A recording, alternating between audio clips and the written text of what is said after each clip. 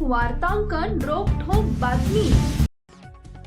राज्य शासनाकडून अंत्योदय व प्राधान्य कुटुंब योजनेतील लाभार्थ्यांना रेशन दुकानातून गव्हासोबत मका दिला जाणार असल्याची अफवा सध्या पसरली आहे। या पार्श्वभूमीवर शिधापत्रिका धारकांकडून रेशन दुकानदारांकडे मक्याची मागणी केली जाते।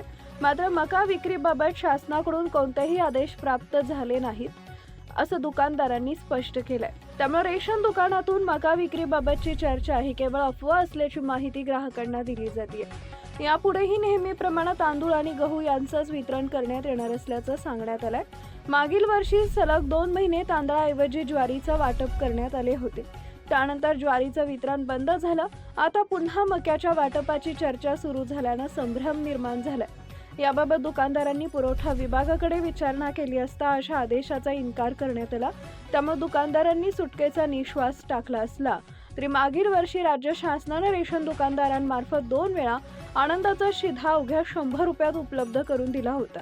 या योजनेला ग्राहकांचा चांगला प्रतिसाद मिळाला। त्यामुळे चालू वर्षातही आनंदाचा शिधा मिळावा अशी मागणी होत आहे।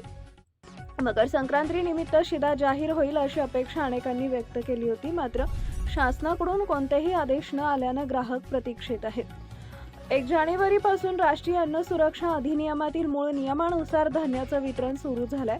पूर्वी प्राधान्य योजनेत प्रति सदस्य तांदूळ 3 किलो व गहू 2 किलो मिळत होतं, तर अंत्योदय योजनेत तांदूळ 20 किलो व गहू 15 किलो असे एकूण 35 किलो धान्य दिले जात होते। आता प्राधान्य योजनेत तांदूळ 2 किलो व गहू 3 किलो, तर अंत्योदय योजनेत तांदूळ 13 किलो व गहू 22 किलो दिले जात आहेत। महाराष्ट्रातील महत्त्वाच्या आणि ताज्या बातम्या पाहण्यासाठी आमच्या जय हो न्यूज चॅनलला सबस्क्राईब करा आणि बेल आयकॉन प्रेस करा।